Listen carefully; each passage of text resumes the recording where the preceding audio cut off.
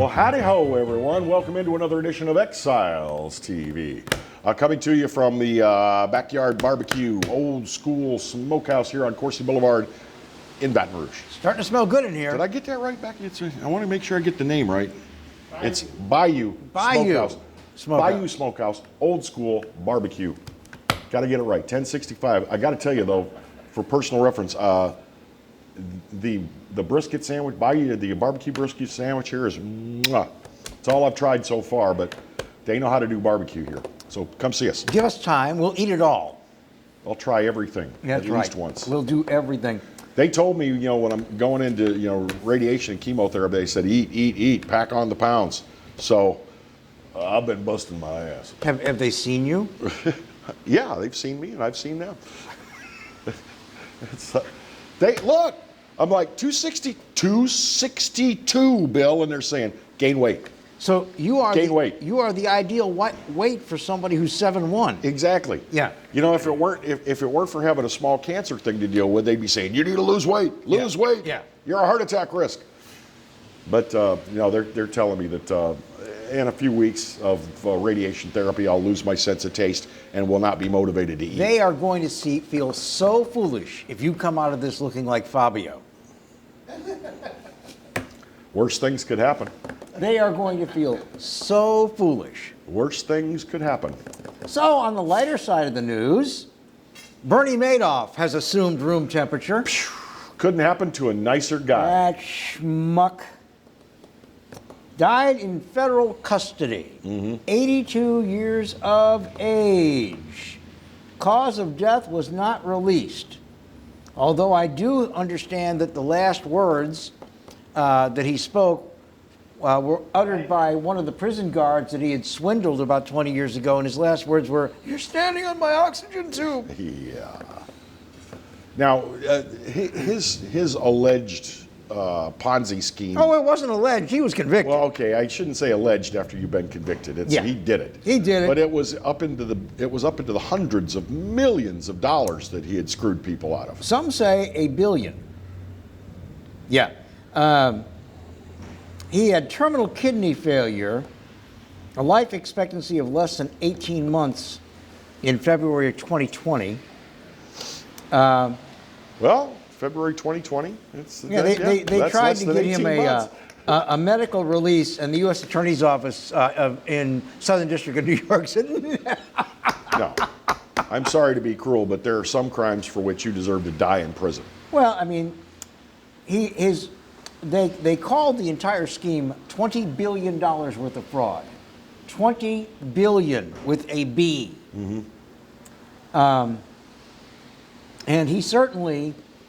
he didn't just fleece rich people. The people you say, well, I'm sorry it happened to you, but you were dumb, and thankfully you can afford it. He fleeced a lot of people. A lot of his victims were driven to suicide. Well, we talked to a gentleman this morning that, someone that in his family had lost only about $20,000.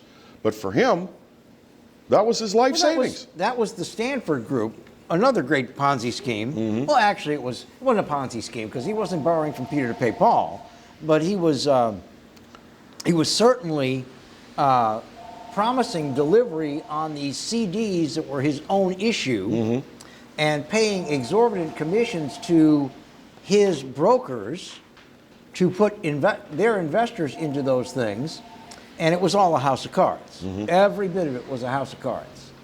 And so, bye-bye, Bernie. Weekend at Bernie's. There are, we've gotten a lot more sensitive in the 21st century, and there are a lot of people who like to wear it on their sleeves that they forgive people, and I don't believe in forgiving people. Particularly people like this. I don't believe to err is human, Bill. To forgive. Screw him. divine. I hope he burns in hell, and slowly, very slowly. And I hope they start the flame at his nads. Well, I think right about now he's probably enjoying tea and fairy cakes with Hitler. So, But, everybody, his wife, who, by the way, was complicit in this whole deal. Sure she was. She knew what was going on. Well, and she managed to skate, generally speaking. Well, that's because she didn't actually herself do anything. Well, she took the money. Well, and she saw the books. She helped him spend the money, yeah. No. She was being paid a huge salary as his comptroller. Then she should be in prison as well. Well, but she did the Billy Cannon end run. She figured, hey, Bernie's going away for the rest of his life. I'll rat him out. Might as well Which is roll exactly over. what she did. You know, that proscription where a spouse doesn't have to testify against each other? She's like, screw that. You let me keep my furs, I'll tell you all about him. He's a scumbag. So... Good riddance to bad rubbish. That's what my mother would say. But on the forgiveness thing, I mean, do you buy into that? These people whose children are killed by some scumbag, and they love standing in front of police TV cameras going, I have forgiven him. Why would you do that? Because you're not doing it for anybody but him. No. Why would you do that? Bill, I disagree. Sometimes the forgiveness comes so that you don't have that hatred and that disdain polluting you from the inside and transforming you into someone you don't want to be.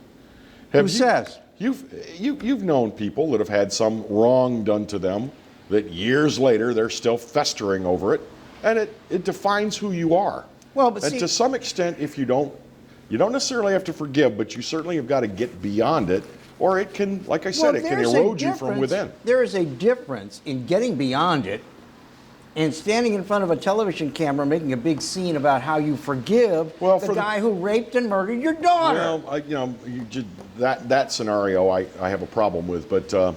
if you're going to talk to the media, you should say, let me at him and hand me your pry bar. That's what you should be saying. Some people like to signal their virtue. See, that's a lot of happy... Especially when there's a TV camera. Do you know what falls out of the south end of a northbound mare? Yeah. That's exactly what that is. Yeah.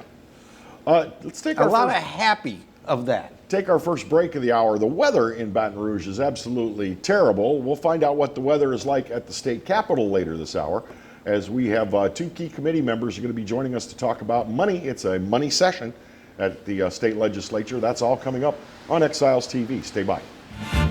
We're going to do one more segment, just us.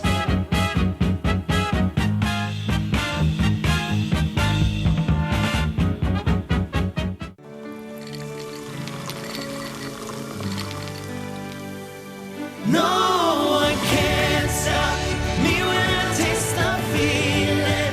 Nothing could ever bring me down. Nothing could ever bring me down.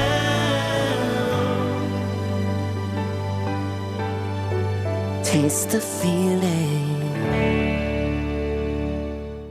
Hi, I'm Bobby Yarborough with Manda Fine Meats. Here at Manda, we know what the folks of South Louisiana love. They love great flavored smoked sausage, delicious deli meats, and specialty items like boudin and andouille sausage. Manda Fine Meats has been providing these products since 1947. We produce them right here in Baton Rouge, so you know you're always getting the freshest product at your local grocery store. Manda Fine Meats. Taste the fresh local flavor in everything we make. Make it Manda every time.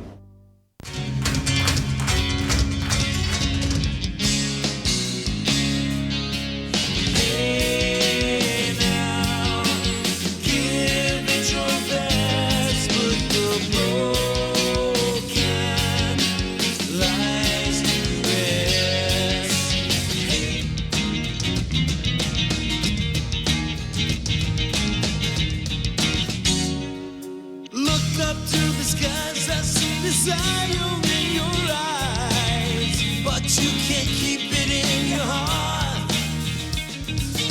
'Cause misery loves company. 'Cause misery loves company. Cold and hungry like a dog in the street. I get a raw deal every one.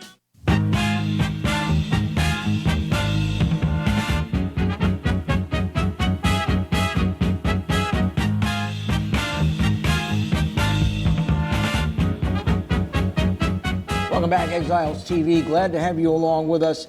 If you are anywhere in South Louisiana right now, and when you see the replay of this show later, well, Thursday is going to be the same way. We have got some very, very severe storms.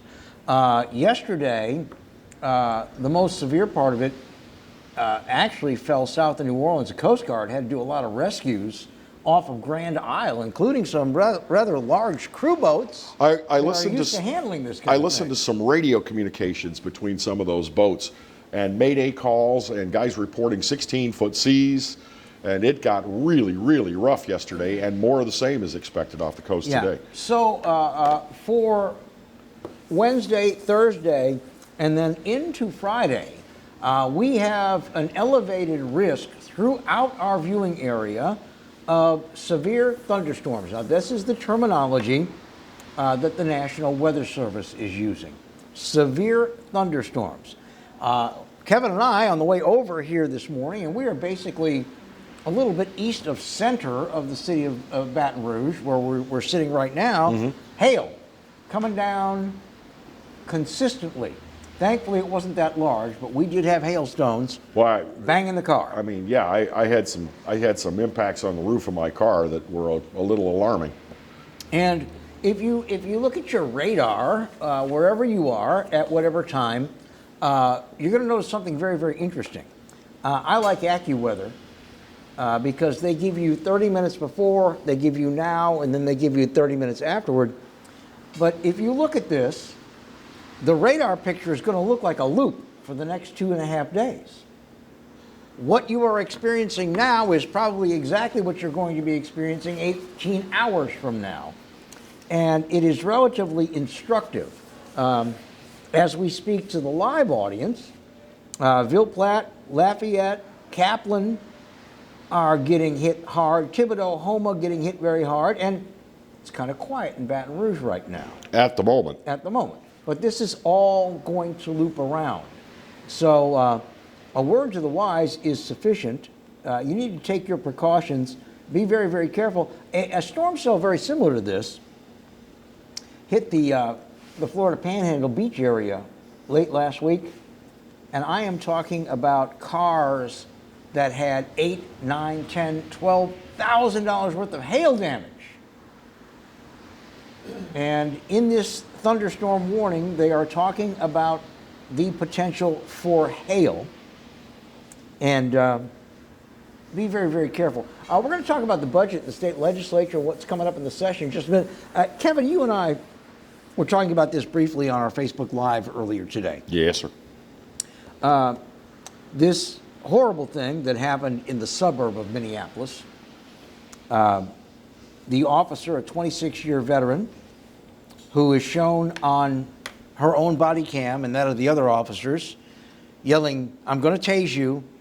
Taser, taser, taser," which is what they warn. It's kind of like in the hospital. They say, "Clear, everybody get your hands off him because I'm going to tase him." And she fires her Glock right into his chest and goes, "Oh my God, I shot him." And there are protests. There are people in the street. They're screaming and yelling. And I think it's very, very sad that nobody wants to admit there is a possibility of a horrific mistake, and that's all it is, when there is a police encounter with a black male. I have a couple. I think that's very, very sad, and it's very, very harmful to the movement that's trying to reform the way police deal with black males. It's very biased. It's taking a very one-sided look at how things went down, or not even taking a look at how things went down, just what happened. I have some problems. I have some questions about the competence of officer, I think her name is Kim Potter. Yes. 26 years on the force. She had been, up until recently, occupying an administrative job. But because of efforts in the Minneapolis area and surrounding communities like Brooklyn Center to defund the police, she had been called back up to not only go back to street patrols, but to train rookies. Yeah, FTO, Field Training Officer. Yeah. Now, Bill, you know I'm not a handgun savvy kind of a guy. I've never owned one, and I don't handle them on any kind of a regular basis. But I would think, isn't there a significant heft difference between a taser and a Glock? Well, I own 4 handguns.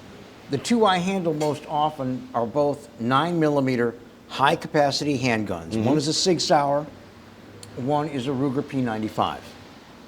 And I can tell you, when it's unloaded, there is such a difference in heft. A taser weighs less than this iPhone with a case on it. It's plastic with a battery, monofilament fishing line, conductive wires, and probes. That Glock, I assume, is going to be about the same weight as my Sig, and that loaded in your hands weighs about 3.5 pounds. So there is a significant difference. She made an unforgivable mistake, part of which she is supposed to be trained away from, and part of which she is trained toward. Now let me explain. First of all, if you're a right-hand shooter, you carry the weapon on your right. And you carry your taser on your left, and vice versa. Reach across. So you have to consciously reach across and grab the taser, okay? No police agencies that I know of allow their officers, their street officers, to have cross-draw holsters for their regular weapon anymore. They just don't allow it. So there's no way, well, I was used to cross-draw. No. Now, the second thing, so she was trained away from making that mistake. Cross draw, by the way, is for swords and daggers. Or shoulder holsters if you've got the butt hanging right here. But she was also trained to ignore the fact that she had her service weapon in her hand. Now you can see on her body camera, you can see the weapon. You're like, oh my God, she's got her Glock in her hand and she's yelling taser. But she can't, because police officers are trained. They're looking at the suspect. If you are within striking distance of the suspect, you don't sight your weapon, you watch the suspect. So her body camera can see that she's got the real deal in her hand. She's yelling taser, taser, taser, and the other officers are watching the suspect too. And when she said, oh crap, I shot him, they said, what, you did? So They didn't hear that report from the gun going off? well, I don't know if you've ever been in one of those high stress situations where there's guns being brandished Well, around. no, thank goodness I've never been in a high-stress situation where guns are being Your brandished. hearing gets really, really filtered to what you're saying and what the other person is saying or doing. There have been cases where you've had police officers engaged in crowd control that have been hit by a sniper's bullet and they never heard the report. Same thing with military operations. So, but I mean, she made a terrible, terrible mistake, and I think that it's unconscionable that all these people are out in the street looting and burning and screaming and yelling before the investigation has even been, who are calling it a deliberate murder when obviously all the evidence is to the contrary. My problem with what's going on right now in Minnesota is that they are not protesting the shooting. They are not marching. They don't have banners. They're not, they're not on a street corner. They are looting and they are burning. And to me, that is not anything like an appropriate response to an injustice done to a member of your community. Well, I'm sure we're going to have more to say on this in the coming days and weeks.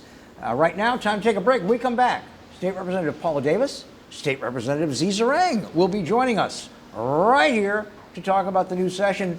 You stick around.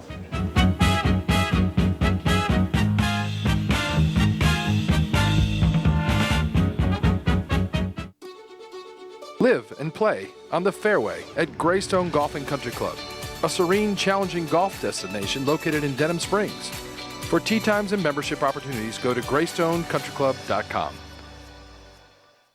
From appetizers, pasta dishes, and entrees, La Contea takes pride in preparing all the Italian cuisine we know you love. Enjoy live music every Thursday through Saturday from 6 to 9, happy hour weekdays from 3 to 6, and brunch on Sundays from 11 to 2, as well as dinner portion-sized lunch specials for under $10. Visit our website to view our menu and book a party or meeting in our large banquet room.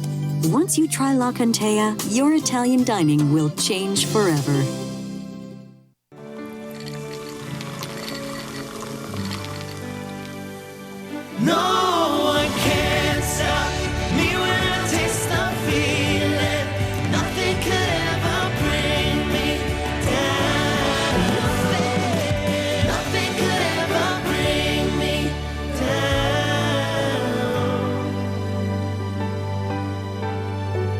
taste the feeling.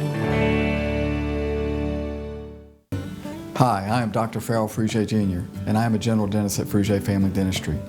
I was born and raised in Baton Rouge, Louisiana. I went to Catholic High School, LSU, and LSU School of Dentistry in New Orleans, where I received my DDS degree in 1986.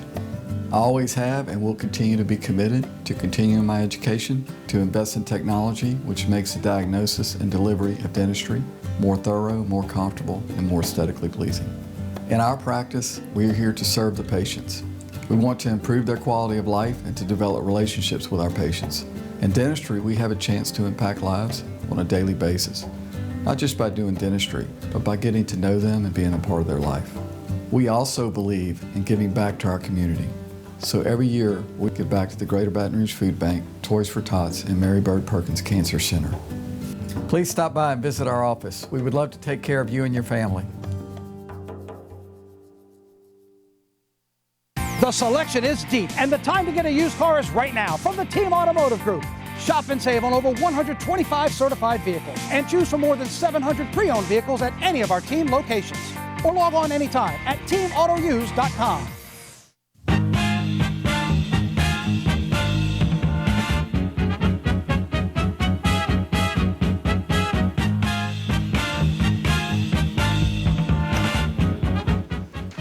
Welcome Hi back, there. Exiles TV. Look, we've multiplied. We're being fruitful. What a handsome crew we've got up here. Speaking of fruitful, we had Ted James on with us last week, talk about the upcoming legislative session. And we're going to try to talk to as many folks from our area and around the state as we can. But with us today, State Representative Paula Davis, State Representative Jerome Z. Zeringue. He prefers to be called Z, so we will say that as well. We're glad to have you both with us. Thank you for having us. We appreciate it. Now y'all are Always fun to be with you guys. Y'all are key committee persons. You're chairing. You have appropriations. You're chairing appropriations, which is a big budget committee. You're chairing commerce this year, which is also a big money committee. Exactly. So you guys have got a lot on your shoulders this year. Just a little bit. And Z has a little bit more on his shoulders because of these federal dollars coming down. And It is. There's no doubt. There's $3.2 billion that's coming to Louisiana. The first tranche of 1.6 should come this year, and there's specific restrictions on that. Obviously, it has to be associated with COVID, and it can be used for water systems, sewage systems, things like that, to pay first responders, other things, similar to what was the previous series of money. But we also have, fortunately, a surplus of $270 million, and there's an excess, which wasn't spent last year, of $290 million, of which the governor has utilized some of that in his executive budget, which he presented to the legislature about 3 weeks ago. And we're going through that, and the instrument will be generated. but with the surplus, we could only dedicate that monies to certain, the rainy day fund, for instance, bringing down the UAL. So Right, the 6 specific instances: UAL, the Budget Stabilization Fund, coastal restoration, and infrastructure projects like roads and bridges, of which we desperately need. Nobody's mentioned the UAL, which is the unfunded accrued liability for retirements. it's about $20 billion. That's what I was going to ask. Where about are we $20 now? billion, yeah. It is, but we're in much better shape in terms of the trajectory. We have to pay it off by 2029, and we're now on the downward slope. The way it was set up previously, it was kind of like had balloon payments, and we were just continuing on the ascending curve. Now we're finally on the backside with the trajectory to meet that timeline to have it paid off by 2029. But maybe some of that, and we hope that, even though in the specific dollars it says you can't use it to fund pension systems through the federal rules, they're obviously Illinois is going to have to do it, California is going to have to do it to avoid bankruptcy. So there's ways that you can offset, hopefully, some state dollars to be able to utilize some of that as well. I hate to say this because I feel I will live to regret it, but it seems like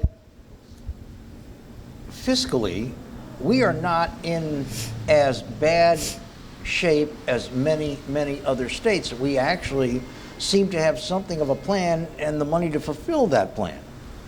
Of course, the revenue estimating conference hasn't fallen out of the ballroom to tell us we're $330 million short again. I expect that's going to happen any day now. And I think y'all have another REC meeting soon. Yes, they will meet, all indications are that they're going to recognize additional revenue. And to your point, we're a poor state. And the reality is, last year we had a deficit of over $900 million, of which we used federal dollars to close that gap.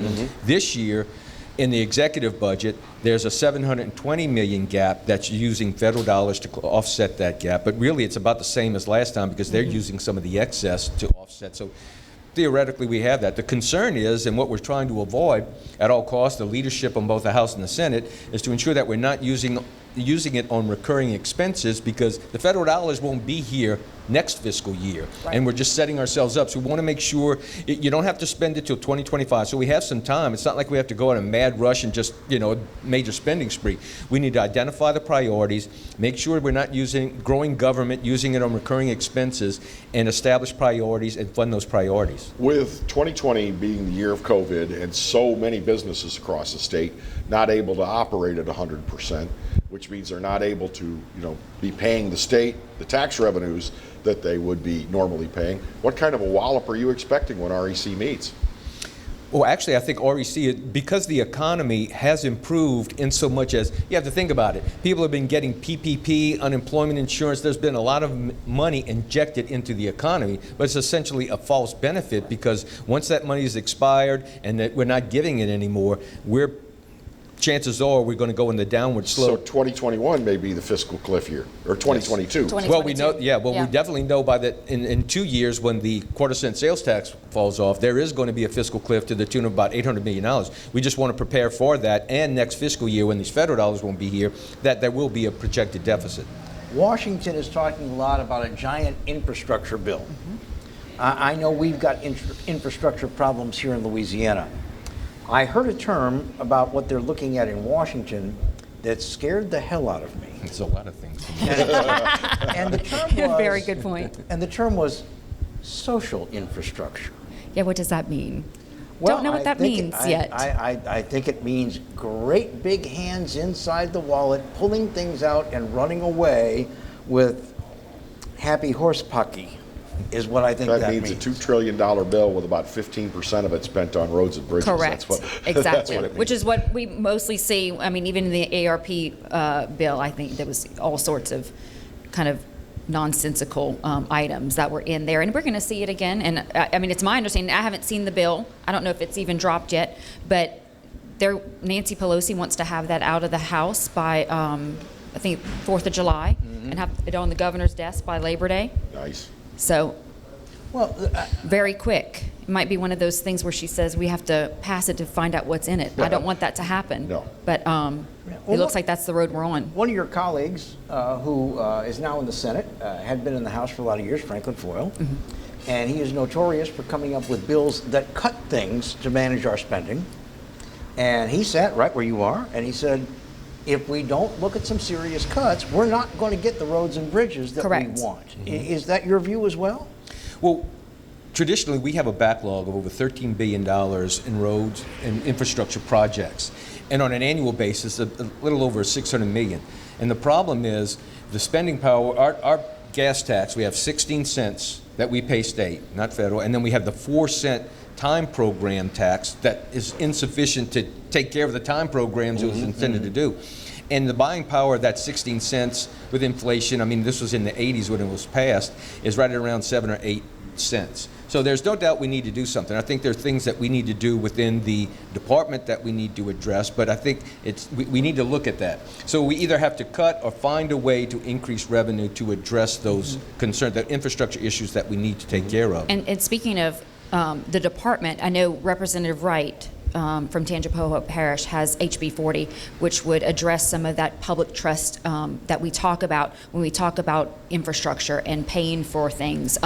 So he has a bill that would take some of the money out of the TTF, the Transportation Trust Fund, and continue to whittle that down and not paying for employee salaries and retirement, those sorts of things. So I think that, in combination with some other creative ideas that we may come up with to ways to fund transportation, it could go a long way. There have been some big funders that are private entities that say, we'll build it if you collect a toll on it. Right. And we will be repaid, over time with this toll. What is the mood of the legislature en banc about funding projects that are necessary through tolls. Well, I think you've seen the fact that they've rethought the whole process about having the gas tax, so that's off the table. So I think they're looking at alternative methods to try to advance some of these projects with the existing dollars, in addition to Senator Wright's bill and others. But tolls, other states do it. I don't think anyone's opposed to it. I think that's one of the many opportunities that we need to look at and consider and how we're going to fund some of these infrastructure projects. We haven't heard that it's regressive to have a toll on a new bridge. We haven't heard that. I haven't heard that. But one thing that has been discussed with trying to get a public-private partnership and tolling is that the toll can't be too high and the toll can't be too low. And how do we attract those partnerships to come in? What's that sweet spot for what that toll could be to attract, so that the partnership makes some money? Well, I think the people that are putting up the cheese are going to tell you what the toll needs to be. Yeah. But if you look at tolls as a road use tax, it's really the only fair way to do it.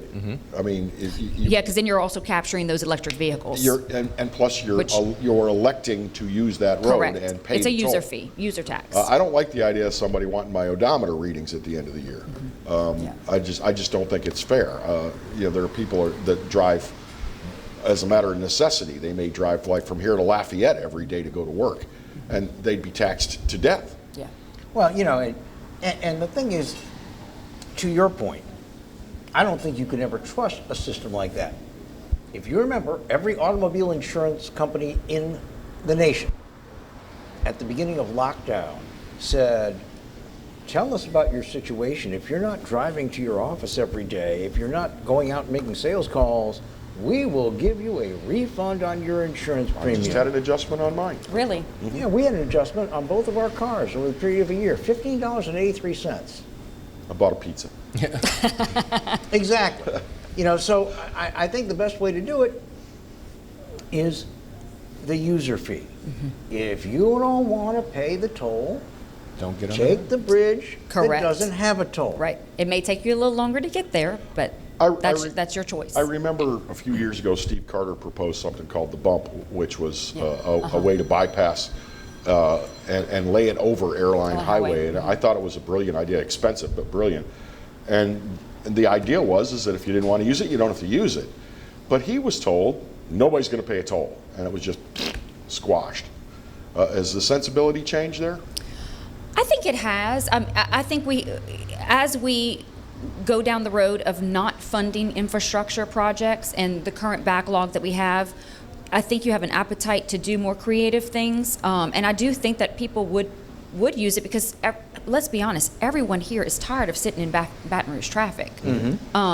So, of course, I would use something like that. But, the bump, that's out the window, and that's gone. That's gone. I don't think that's ever going to happen. And I represent Terrebonne Lafourche Parish, and we have LA1, which has a toll on it, and it's continuing to be used. So I don't think, I think it's just an option. It's one of the opportunities we can use. When the toll road on LA1 was proposed and being implemented, people said it's going to be loaded with problems, nothing but problems. You tell me, what kind of problems? Any? No, in fact, it's allowing us to continue the next extension, which is going to get the state just reinvested some of the BP all-spill dollars for looking at business incentives, and they're going to invest the estimated $400 million project to get that done, to extend it. Well, we have to take a brief break. We're going to come back and talk a little bit more with our state representatives about what's going on in the session and the budget after this brief break on Exiles TV. Stick around.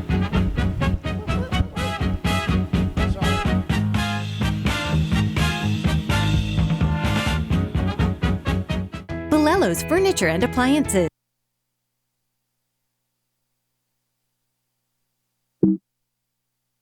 Your dependable independent. Depend on us for service, for selection, for price. Get huge Whirlpool savings. Shop now and save on Whirlpool appliances throughout the store. Plus, experience our price match guarantee and ask about special financing. You can depend on the know-how of people who live appliances every day. Bolello's Furniture and Appliances. Your dependable independent with nationwide buying power. Hello guys, it's Debbie. It's time. I've got a brand new location. 10510 Airline Highway, Baton Rouge, next to After 5 Tuxedos. we have the perfect spot to get all your wedding and formal wear needs. Come see our one-of-a-kind name brand and get great prices. With 30 years experience, the best customer service anywhere. It's Debbie's Bridal, Airline Highway, Baton Rouge. See you soon. Hi, I'm Hurricane Betsy Barnes. And I'm Dr. Kay Siller with The Rocket Right Show. We are two busy blondes on the go showing off life in Louisiana. Watch us on Pelican Sports Network. And Talk 107.3 FM. Check local listings for times. The first big sale of the year is here. The Dream Garage Spring event is underway at Team Honda. For the first time ever, get $12.50 customer cash on every new 21 Passport, or get 0% for 60 months on every new 21 Pilot at Louisiana's #1 Honda dealer, Team Honda. I owed the IRS $10,000. The IRS garnished my wages. They put a lien on my house. I'm self-employed and didn't report all my income. They claim I owe a lot more than I do. The IRS is the most powerful collection agency in the world. They do not give up until you pay. I couldn't sleep. We were being audited. I called Tax Solutions Now, and a great big weight was lifted off my shoulders. I called Tax Solutions Now, and they got the IRS off my back. Tax Solutions Now had my wage garnishment lifted in 48 hours. Tax Solutions Now can get you help. Our agents know the rules, can stop the pain, and get you the best deal. Tax Solutions Now saved my business. I qualified for the Fresh Start program. I paid less than I owed. We connect you with a team of former IRS agents and tax professionals who get the IRS off your back. Time is running out. Call Tax Solutions now. Call 800-778-4345. 800-778-4345.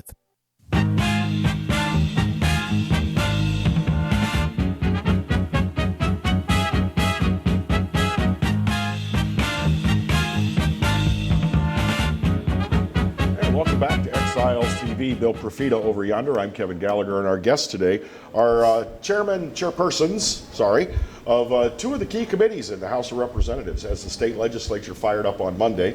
With us, we have next to me State Representative Paula Davis, District 69 here in Baton Rouge, and also chair of the House Commerce Committee. And Zeringue is the chairman of the almighty House Appropriations Committee. That's where House Bill 1, that's where the budget is born every year. And that's some heavy lifting you all got to do. It's going to be an interesting year. Paula, if you don't mind. And y'all are talking about the agencies right now in HB1. Yes.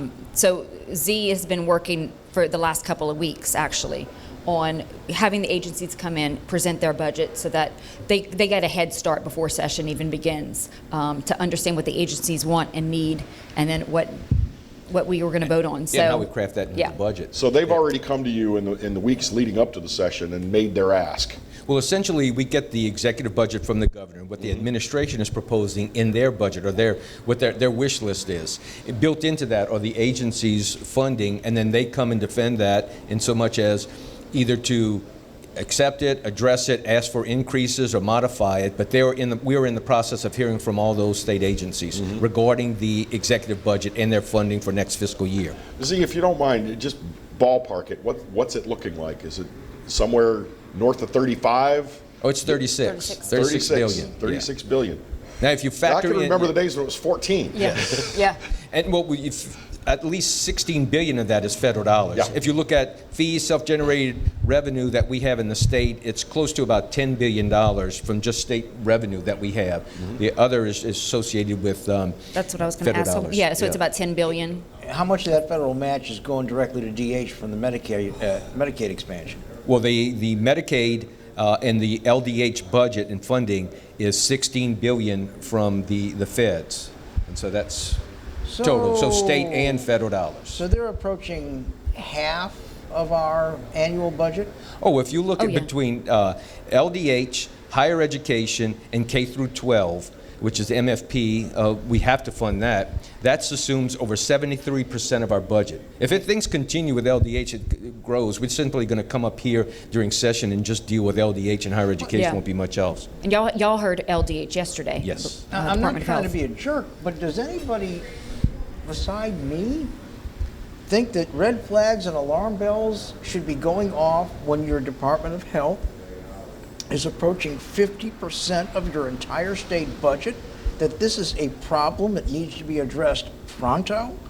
Yeah, it's not quite 50 there, but it's headed that way. But yes, it's significant.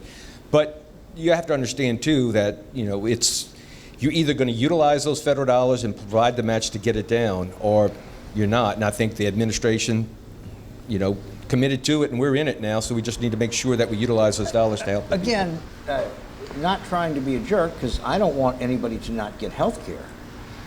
But isn't anybody sitting there saying, we probably ought to look at some efficiencies, that it wouldn't be the end of the world if we didn't have to have a $16 billion federal match, if we only had an $8 billion federal match, because we're a lot more efficient on what we're delivering. Well, efficiencies and also fraud. Fraud is estimated to be over $140 million per year. I was going to say it's easily the most defrauded state agency. But it's finding that fraud. Yeah, and that's. And it's not like there's a bucket of money that you can just cut. That's the fraud bucket. You have to go out and find it. Well, we have a disincentive to cut the fraud because the feds make us turn back the fraudulent part of the match. So there is a natural disincentive because, again, as you said, do you want to get that money? You don't want to give it back. So if you find the fraud, you're going to be giving back 50%.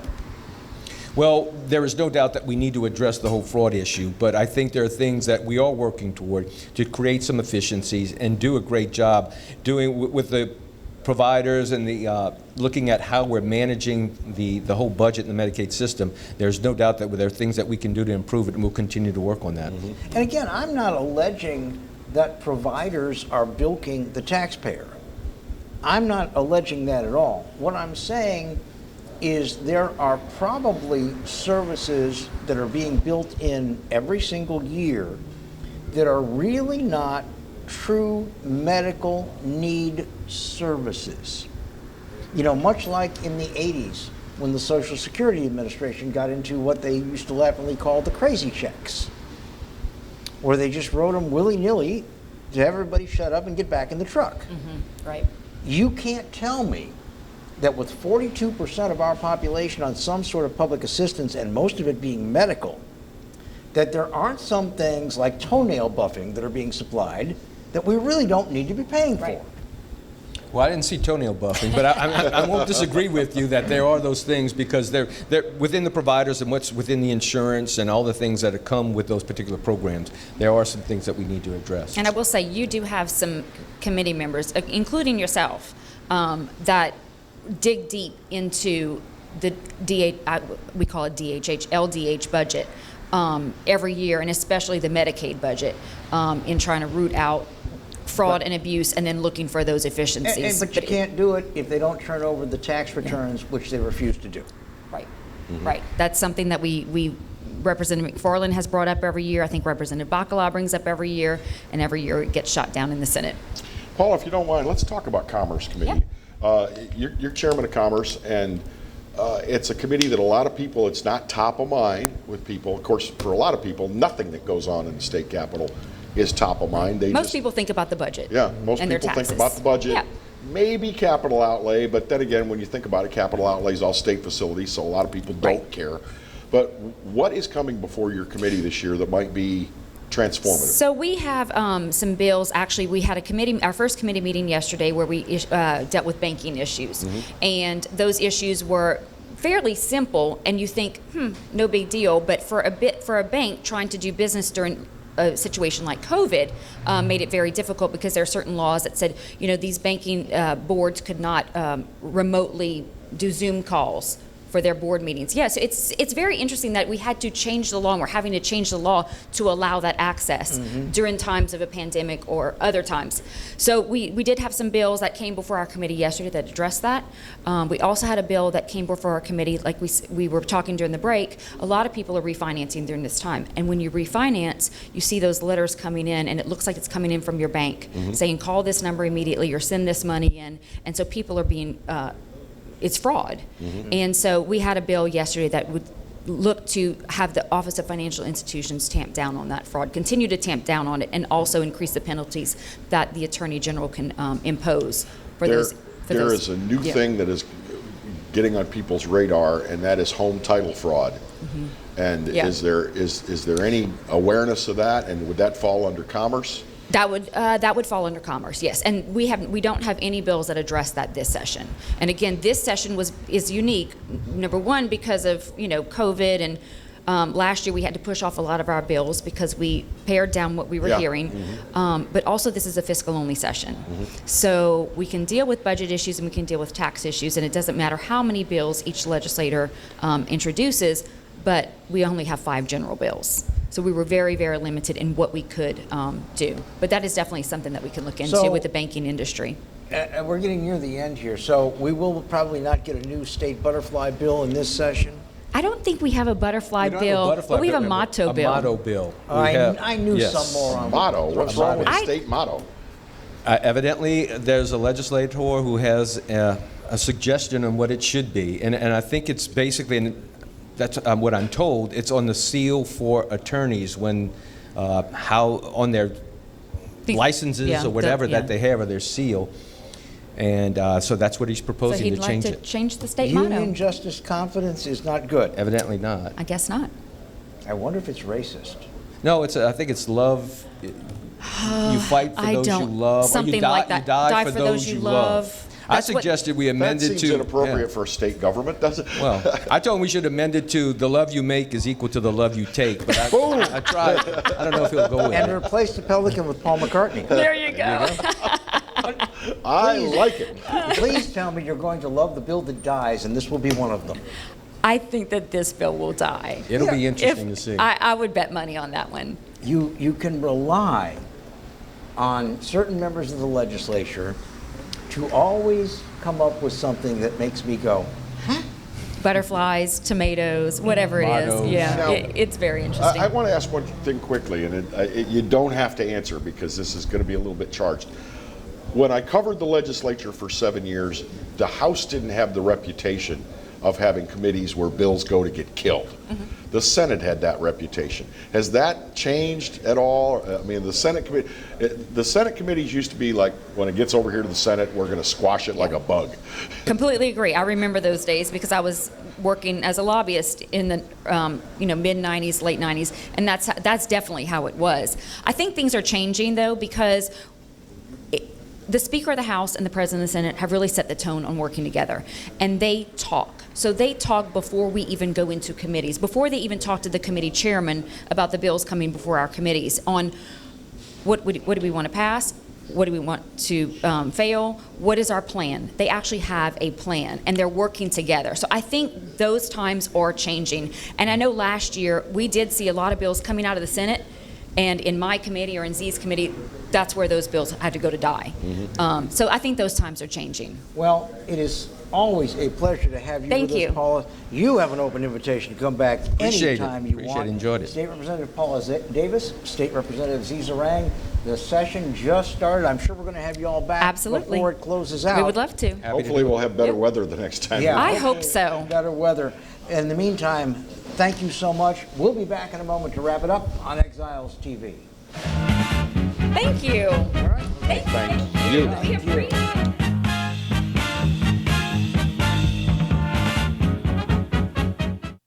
Caught spiders?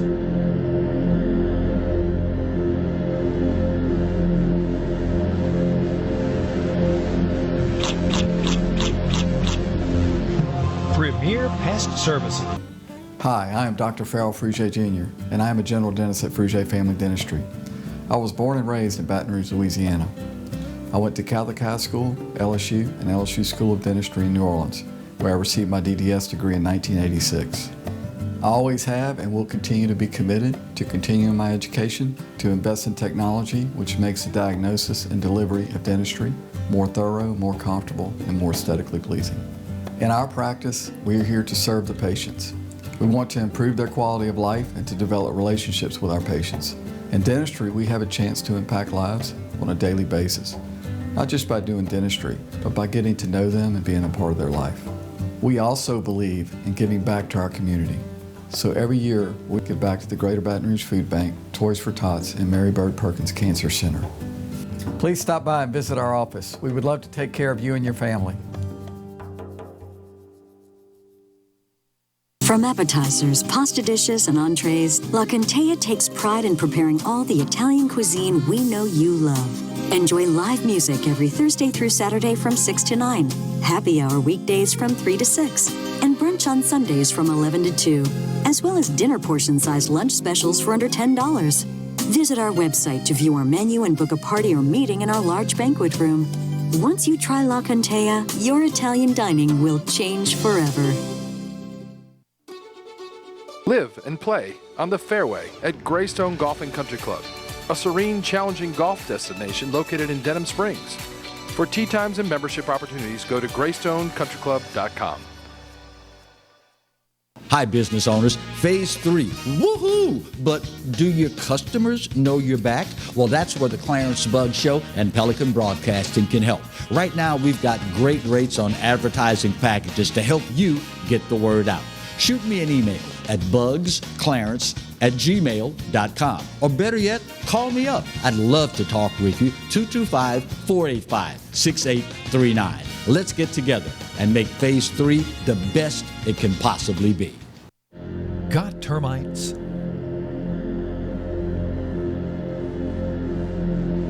Get Premier Pest.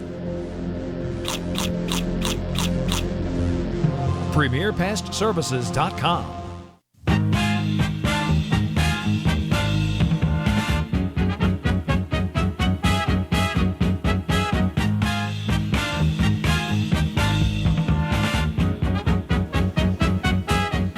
We're back. It's Exiles TV. Just a few short minutes left with you today. And we want to thank you so much for the time spent viewing.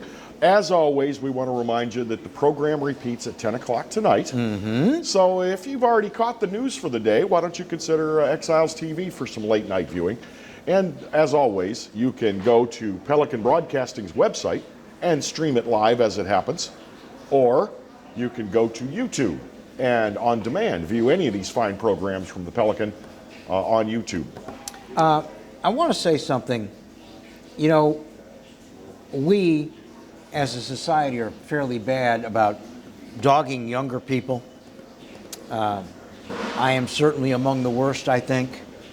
When I see a snowflake not pulling their weight in our society, I will certainly rip into them with my razor-like wit.